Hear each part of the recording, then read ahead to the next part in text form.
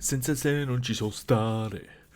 Il nerazzurro batte il cuore. Bienvenue sur cette nouvelle vidéo, comment allez-vous? J'espère que vous allez tous bien, que vous êtes tous bel et bien en forme. Et donc, Inter, Fiorentina, ou Fiorentina-Inter, à mieux dire. 3-1 pour, ou 1-3 pour l'Inter, les amis, incroyable, incroyable mais vrai, bien évidemment, on le savait que l'Inter allait gagner, bien évidemment, ce match incroyable, non, on le savait pas les amis, on le savait pas, j'avais même des doutes, j'ai envie de dire, j'avais même peur de ce match, qu'on allait le rater. Surtout quand j'ai vu la première mi-temps complètement ratée. La première mi-temps de l'Inter a été catastrophique. Donc j'ai vu même sur Facebook la plupart écrire première mi-temps de l'Inter, c'est la pire des 3 dernières années. Calme-toi frérot. Les 3 dernières années en plus. T'abuses pas un peu?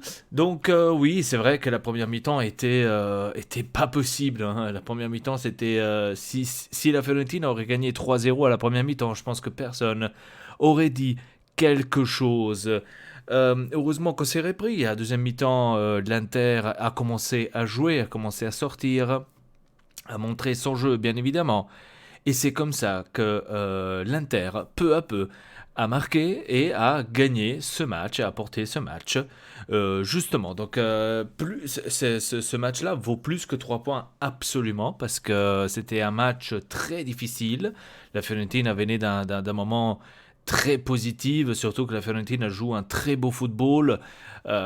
Franchement, j'avais peur que ce match on allait le rater, parce que la Fiorentina c'est quelque chose de très très fort. Surtout quand ils ont fait le 1-0, je me suis dit ça y est, 1-0, donc je pense que maintenant ils vont se défendre, et donc l'Inter ne va pas pouvoir jouer. Surtout, ils ont marqué à la 23e minute, et jusqu'à la 45e minute, la Fiorentina n'a rien fait comprendre à l'Inter, soyons honnêtes, n'a rien fait comprendre à l'Inter, et donc j'étais inquiet. Deuxième mi-temps, on a tout repris en main comme il fallait. Donc superbe barrel, j'ai envie de dire, à ce point superbe barrel. Et encore une fois, un but de Edin Dzeko. Peut-être le pire dans ce match du côté Inter, maintenant de l'autre équipe, je ne pourrais pas parler, mais du pire de l'Inter, pour moi, c'était Perisic et Nainggolan. Oui, Nainggolan, d'accord, bonne nuit. Non, Çalhanoğlu. Donc c'était ceux que ne montraient pas énormément de leur côté. Euh, et c'est pour moi ceux qui ont le moins joué, bon, j'allais dire. Non, qui ont ouais, donc ils m'ont pas plu, absolument. Surtout Nainggolan. Je suis persuadé avec ces Nainggolan, mais c'est un truc incroyable. Je parle de Çalhanoğlu pour Catroya. Çalhanoğlu, je sais pas. J'ai comme l'impression qu'il a baissé un tout petit peu, on va dire, sa prestation. Je sais pas, j'ai cette impression, j'espère que je me trompe, qu'en prochain match, on verra encore une fois le vrai Çalhanoğlu. Alors, ouais, j'étais content, j'étais content. J'ai pas compris les changements, je dois vous dire. J'ai pas compris pourquoi il a enlevé Dzeko et pourquoi il a enlevé Barella. Heureusement qu'on a quand même marqué le 3-1, mais j'ai pas tout à fait compris ces changements. Mais je pense que c'était plus pour se faire défendre, pour aller vers la défense, parce que on était en train de gagner 2-1, donc tu vas pas chercher à mettre plus un attaquant. Donc je pense que c'était plus par rapport à ça. Niveau jeu, je dois dire que la première mi-temps était complètement ratée, comme j'avais dit, hein, donc rien à dire. Deuxième mi-temps, on a vu plus de construction. Brozovic, incroyable. Euh, pour moi, Brozovic est le pilier de ce milieu de terrain avec Barella. Barella, il faut absolument le renouveler avec Perisic. Avec Brozovic. Ouais, Perisic c'était pas fort ce soir. Ouais, sinon, Lautaro m'a bien plu. Lautaro Martinez, il s'est battu. Pour moi, c'est quelqu'un qui pourrait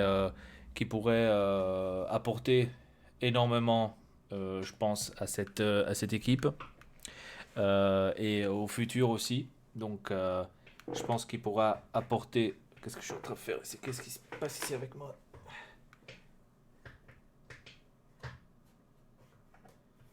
suis en train de péter mon siège. Alors, oui, Lautaro, pour moi, doit devenir plus grand. Lautaro doit se bouger plus. Lautaro doit plus se montrer, j'ai envie de dire. Et je pense que dans ces derniers matchs, Lautaro est en train de montrer que c'est quand même une très belle première pointe. C'est un attaquant qu'on peut compter sur lui.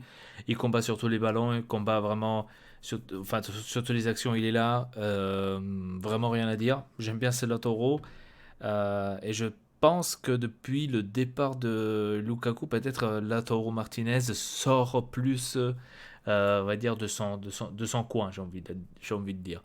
Donc oui, j'aime bien, j'aime bien. Surtout avec Edin Dzeko, ils s'entendent vraiment bien. Et là-dessus, je suis hyper content, franchement, hyper content. En défense, celui que j'ai aimé le moins en défense aujourd'hui, Darmian.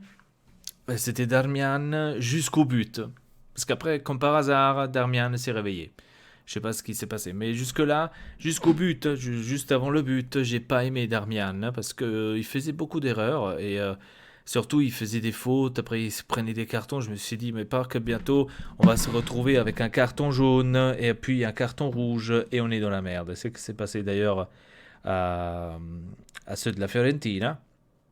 Donc, je craignais plus ça. Bastoni, il a fait son truc de son côté. On peut rien lui rapprocher. Pour moi, c'était Darmian, celui qui a fait. Je dis pas qu'il était mauvais, mais celui qui a fait le moins en défense, c'était Darmian. C'était mon impression, bien évidemment. Sinon, pour le reste, c'est bien. Andanovic, les amis, Andanovic.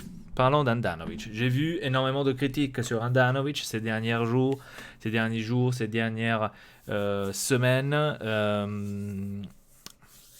Je veux que tout le monde s'excuse vers Andanovic. C'est le minimum que tout le monde pourrait faire actuellement. Qu'il s'excuse à ce gardien de but, à ce grand gardien de but, j'ai envie de dire, qui s'excuse officiellement sous sa page Instagram parce que ce que Andanovic a fait ce soir nous a pratiquement sauvé ce match, j'ai envie de dire, parce que s'il n'y avait pas Andanovic à la première mi-temps, au moins, comme je vous ai dit, 2-3 buts de Fiorentina, ça serait sûr et personne n'aurait dit quelque chose.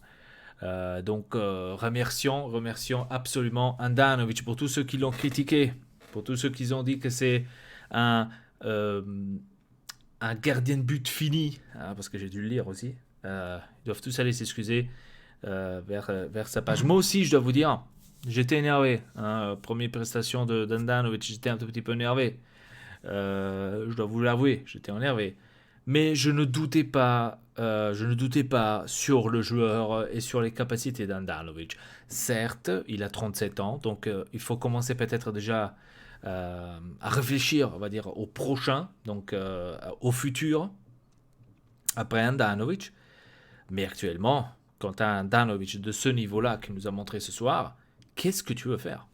Avec qui tu veux le changer? Donc, rien à dire. La même chose, j'ai envie de dire, maintenant, vu qu'on parle de gardien de but, la même chose, j'ai envie de dire, Szczesny de la Juventus. Hein, ils l'ont critiqué les 2 premiers matchs, les 3 premiers matchs, on va dire qu'il était nul.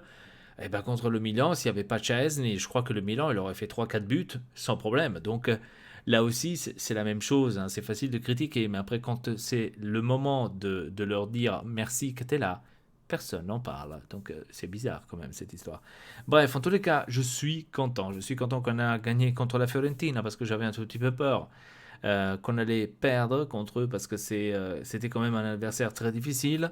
Prochain adversaire, ça va être l'Atalanta. Et là aussi, ça va être un match très difficile. D'ailleurs, l'Atalanta a gagné 2-1 contre, je crois, contre il Cagliari. Si je ne me trompe pas. Bologne a joué aussi de son côté. Donc, quoi dire? Je suis vraiment content de cette équipe. J'espère pouvoir continuer de cette façon-là. On retourne premier. Bien sûr, il faut attendre maintenant que les autres jouent, hein, bien évidemment, que le Naples joue. Hein, j'espère qu'il perd. Et pour le reste, j'espère que la Rome perdra aussi. J'espère que le Milan perdra aussi, comme ça au moins on est tranquille. Ce qui va pas se passer, mais je dis. Bref, donc oui, quoi dire d'autre? Je pense que j'ai tout dit sur ce match. Dites-moi dans les commentaires qu'est-ce que vous en pensez donc de ce match, comment vous l'avez vu. Est-ce que vous avez cru à cette victoire? Franchement, moi, après la première mi-temps de l'Inter, j'ai eu peur parce que je pensais pas que l'Inter allait refaire, qu'allait faire déjà un but. C'était miracle. Je me l'attendais pas parce que je m'attendais plutôt à une Inter qui allait se battre, hein. Enfin, qui allait laisser se battre, voilà, c'est le terme juste. Qui allait laisser se battre par la Fiorentina, parce que tout simplement, ils ont eu le coup de grâce, le 1-0 à la 23e minute. On voyait qu'ils n'arrivaient pas à se soulever. Je me suis dit, c'est bon, ce match-là, il est terminé. Mais non, c'était pas le cas. Bref, sur ce, votre avis, en bas dans les commentaires, j'aimerais bien les lire. Et donc, sur ce, c'était tout pour cette vidéo. Abonnez-vous à la chaîne, ne pas.